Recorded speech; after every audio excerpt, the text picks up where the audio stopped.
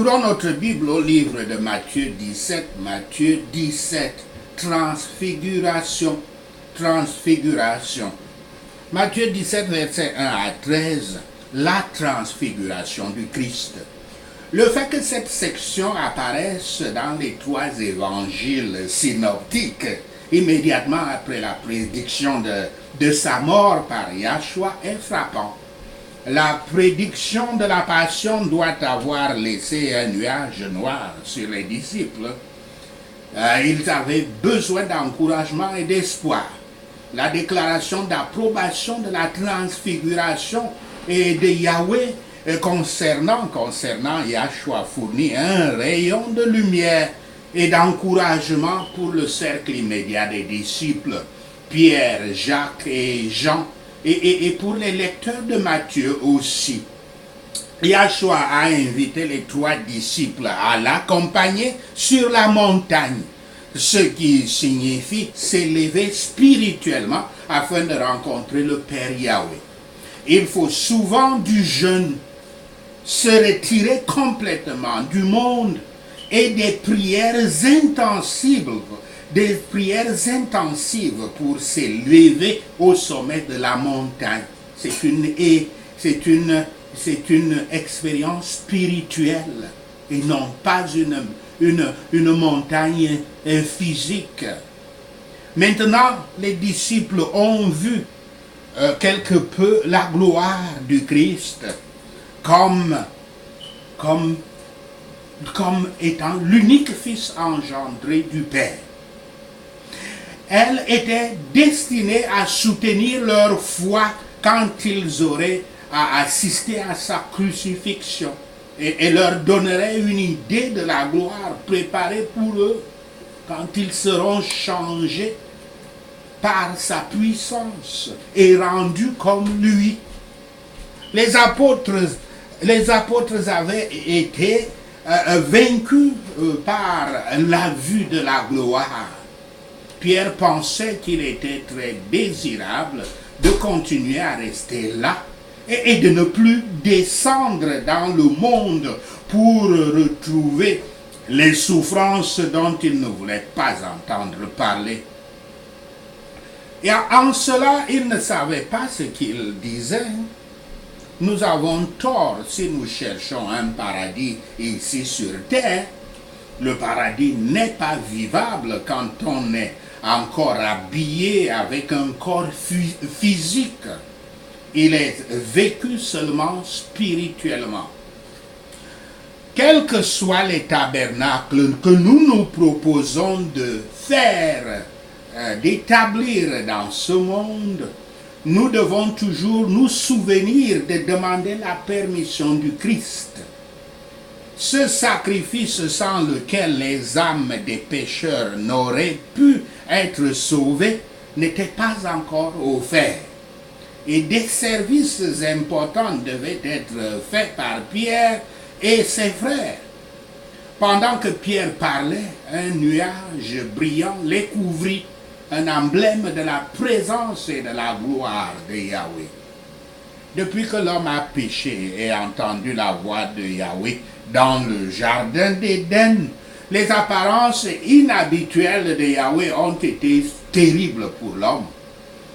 Ils tombèrent prosternés sur la terre jusqu'à ce que Yahshua les encourageât. En regardant autour de lui, ils ne voyaient ils ne voyaient que leur Seigneur, comme ils le voyaient d'habitude.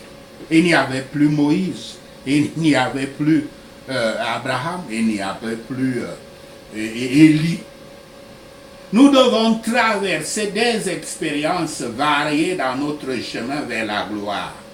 Et quand nous retournons au monde après une ordonnance, ce doit être notre souci de prendre Christ avec nous. Et alors, ça peut être notre confort qu'il soit avec nous. Matthieu 16, versets 14 à 21. Yahshua chasse un esprit muet et sourd. C'est le manque de foi ou la faiblesse de foi des disciples qui est au centre de cette histoire. Yahshua travaille encore pour construire la foi de ses disciples. Son commentaire que la foi peut déplacer des montagnes est un proverbe hébreu qui signifie que la foi peut déplacer des obstacles inamovibles. L'accent n'est pas mis sur le déplacement littéral des montagnes, même si on peut le faire physiquement aussi, mais sur les problèmes insurmontables que rencontrent les disciples et tous les chrétiens, tous les disciples de Christ dans la vie. Le cas des enfants affligés doit être présenté à Yahweh par une prière fidèle et fervente. Christ a guéri l'enfant. Bien que le peuple fût pervers et que Christ fût offensé, nous sommes les bienvenus chez Yahshua. Nous pouvons avoir confiance en lui et en sa puissance et sa bonté. Mais le Christ nous a donné l'onction du Saint-Esprit. Et nous devons l'utiliser pour ceux qui sont baptisés du Saint-Esprit, parce que la grande majorité des chrétiens n'est pas baptisée du Saint-Esprit. Donc le Saint-Esprit nous a donné l'onction du Saint-Esprit. Notre Seigneur Yahshua le Christ nous a donné l'onction du Saint-Esprit et nous devons l'utiliser si nous restons fidèles à Yahweh. Yahshua nous a donné à nous, ses disciples, le pouvoir d'accomplir des signes et des prodiges comme il l'a fait lui-même. Il ne veut pas que nous attendions toujours qu'il le fasse à notre place, mais pour l'utiliser en fonction de notre foi. C'est donc comprendre que ces églises qui enseignent qu'il n'y a plus les signes et prodiges du Saint-Esprit et qu'ils auraient fini après la mort des prophètes qui sont dans la Bible, ne prêchent qu'une hérésie. Cela montre qu'eux-mêmes manquent de foi et n'ont jamais reçu l'onction du Saint-Esprit.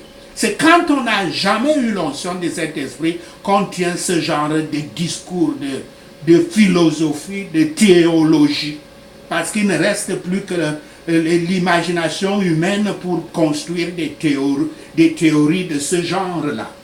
Et quand le Saint-Esprit est en toi, il va le montrer. Il va le montrer par des signes et prodiges, sans que vous-même, que vous le demandiez ou pas. So, voyez ici un emblème dans l'entreprise du Christ en tant que notre Rédempteur. Il encourage les parents à amener à Christ des enfants dont les âmes sont sous la puissance de Satan. Il est capable de les guérir et aussi disposer qu'il le peut. Non seulement nous avons besoin d'amener les enfants au Christ par la prière, mais de les amener à la parole du Christ. C'est une répétition puisque le Christ est la parole de Dieu. Nous devons les amener aux moyens par lesquels les prises fortes de Satan dans l'âme sont détruites, battues. Il est bon pour nous de nous méfier de nous-mêmes et de notre propre force, puisqu'on n'en a pas. Il n'y a que le diable qui trompe les gens avec la sorcellerie en leur disant vous avez des forces que vous ignorez. Mensonge. On n'a aucune force. C'est des histoires créées par Satan. Parce qu'il vous invite des gens, il met un démon en vous qui fait qu'on voit des choses extraordinaires et il va vous dire que voilà la force dont je parlais, que tu as la force. Comme ça, il vous enferme dans la possession démoniaque. Et les démons sont ces soldats qui travaillent pour lui, le jour où il voudra vous sacrifier, vous sacrifie. C'est pour ça qu'il tient les sorciers, les sorcières. Pour nous autres qui délivrons les sorciers, nous avons pitié d'eux. Beaucoup même éclatent souvent en sanglots pour pleurer que pourquoi il a fait telle ou telle chose, après que les démons sont déjà sortis de lui. Ils deviennent des gens très pitoyables. Tout simplement parce que Satan les avait amenés. Il ne faisait que mettre des démons sur eux. À un certain moment, ils n'avaient plus le contrôle d'eux-mêmes, puisqu'ils vivent souvent sous le chantage de Satan. Satan leur dit toujours, je vais te tuer si tu ne fais pas ceci ou cela.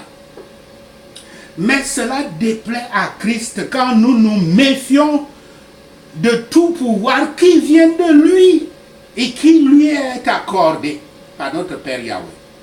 Il y avait aussi quelque chose dans la maladie de cet enfant qui rendait la guérison difficile aux disciples. Le pouvoir extraordinaire de Satan ne doit pas décourager notre foi, mais nous hâter à plus de sérieux en priant Yahweh pour l'augmentation de celui-ci, ce pouvoir. Je suis témoin de ce que je dis. Des fois, j'avais eu abandonné une ou deux fois la délivrance de quelqu'un, tout simplement parce que le démon résistait. Continuez toujours à prier, le démon est toujours là, il ne part pas, et puis vous découragez, mais vous ne savez pas que le Saint-Esprit est en train de tester votre propre foi. Il faut toujours continuer à prier dans la foi en lui, et il va faire partir le démon. Est-ce que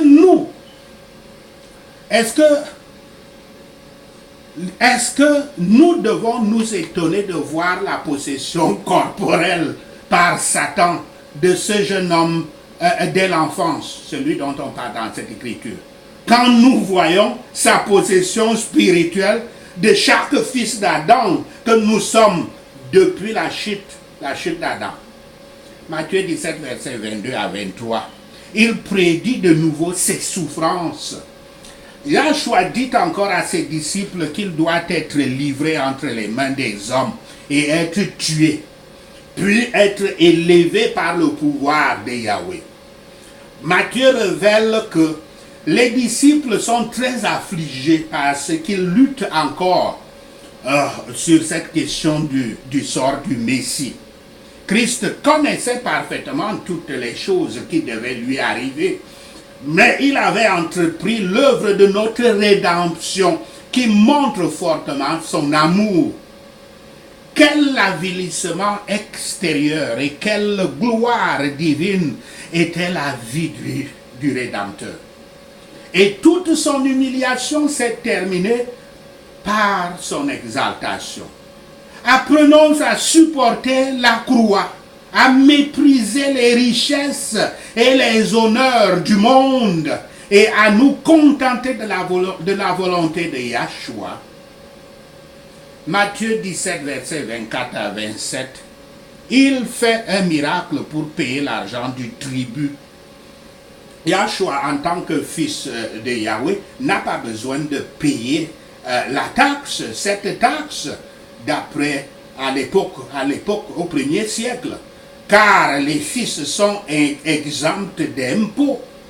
Mais pour montrer son respect pour le temple et tout ce qu'il représentait vraiment, Yahshua paie la taxe de toute façon. Cependant, les disciples et la communauté de Matthieu ont besoin de savoir que Yahshua est plus grand que le temple et qu'avant sa mort, le temple avait été un point focal de la foi juive. Et maintenant, après sa mort, c'est Yahshua qui est le centre de la foi. Pierre était sûr que son maître était prêt à faire ce qui était juste. Christ parla en premier pour lui donner la preuve qu'aucune pensée ne peut lui être refusée, même les pensées de nos têtes. Nous ne devons jamais refuser notre devoir par crainte d'offenser, et notamment pour réprimer et repousser les péchés. Donc quelqu'un qui a péché, un chrétien ne doit jamais hésiter de lui dire que tu as péché. Cela, il faudra lire Ézéchiel 33 pour le comprendre, parce que le véritable chrétien est une sentinelle de la société. Et la sentinelle doit toujours tirer l'alarme et dire à la personne, tu as péché. Et notre Seigneur Yahweh dit que si la sentinelle ne fait pas ce travail, la personne qui a péché va aller dans les flammes, mais lui, Dieu, il va tenir la sentinelle responsable de ce qui est arrivé à cette personne. Par conséquent, dire à quelqu'un qu'il a commis un péché, le réprimander est un devoir du chrétien. N'écoutez jamais ces paroles de Satan qui sont partout dans la société et qui disent « ne jugez pas ». Christ a dit « ne jugez pas », c'est le contraire que les Écritures disent. Mais nous devons parfois, par contre, nous devons parfois nous renier de nos intérêts terrestres afin de ne pas offenser. Quand il s'agit de lutter pour les avantages, le chrétien doit être prêt à repousser les intérêts personnels pourvu qu'il n'offense personne. Voici en ce qui concerne offenser. Quand le chrétien fait son devoir de sentinelle de la société, il ne doit pas regarder que telle ou telle personne sera offensée. Mais si c'est pour les luttes, pour les choses du monde, il doit savoir se retirer afin de n'offenser personne. Cependant, cet argent était donc logé dans le poisson. Celui qui sait tout, seul pouvait le savoir. Et seul le pouvoir tout-puissant pouvait l'amener à la maison de pierre, cette pièce d'argent. La puissance et la pauvreté de Yahshua devraient être mentionnées ici. Si la providence nous appelle à être pauvres, comme notre Seigneur Yahshua, faisons confiance à sa puissance. Et notre Dieu Yahweh pourvoira à tous nos besoins selon sa richesse, la richesse de Yahshua dans la gloire. Dans la gloire. Selon la richesse de Yahweh dans la gloire par Yahshua le Messie. Sur le chemin de l'obéissance, au cours peut-être de notre vocation habituelle, comme il a aidé Pierre, il nous aidera aussi. Et s'il se produit un appel soudain, il faut que nous soyons prêts à rencontrer. Ne demandons pas aux autres tant que nous ne cherchons pas d'abord le Christ. Sachez ceci et le Seigneur Yahweh vous bénira. Prenons ces points de prière. Seigneur Yahshua, prends-moi avec toi et conduis-moi sur la haute montagne par moi-même, au nom de Yahshua le Messie. Là sur la montagne, Seigneur Yahweh, montre-moi ta transfiguration, ton visage brillant comme le soleil et tes vêtements devenant aussi blancs que la lumière, au nom de Yahshua le Messie. Montre-moi l'apparition devant moi de ceux qui parlent avec toi, au nom de Yahshua le Messie. Il est bon pour nous d'être sur la montagne avec Christ, les saints et les anges, au nom de Yahshua le Messie. Dans ma vie terrestre, Père Yahweh, montre-moi ta présence, ne serait-ce qu'une seule fois, en me couvrant de ton nuage lumineux, au nom de Yahshua le Messie. Père Yahweh, parle-moi de ta voix du nuage pour me dire ce que tu veux que je connaisse, au nom de Yahshua le Messie. Sans la peur, le doute et le découragement devant les attaques et les ruses de Satan, je guérirai les malades qui m'ont été apportés, au nom de Yahshua le Messie. Sans la crainte, le doute et le découragement, devant les attaques et les ruses de Satan, je libérerai les captifs avec la parole de Dieu, au nom de Yahshua le Messie. sans crainte, doute ou découragement devant les attaques et les ruses de Satan. Je ressusciterai les morts au nom de Yahshua le Messie. Sans crainte, doute ou découragement devant les attaques et les ruses de Satan. Je chasserai les esprits impurs et les démons au nom de Yahshua le Messie. Sans peur, doute ou découragement devant les attaques et ruses de Satan, je purifierai les gens de la lèpre au nom de Yahshua le Messie. Saint-Esprit, augmente ma foi afin que je puisse dire à la montagne, bouge d'ici jusque là, et elle bougera au nom de Yahshua le Messie. Esprit Saint, augmente ma foi afin que rien ne me soit impossible au nom de Yahshua le Messie. Je ne refuserai jamais mon devoir de peur d'offenser, mais je me renierai parfois dans mes intérêts mondains plutôt que d'offenser au nom de Yahshua le Messie. Yahshua est plus grand que le temple. Il est le centre de la foi. Merci Seigneur et Yahweh d'avoir entendu nos prières. Merci Père pour tes réponses à nos prières. Seigneur, nous te rendons gloire, nous te louons, nous t'adorons, nous bénissons ton Saint-Nom. Au nom de Yahshua le Messie, nous prions. Amen. Alléluia.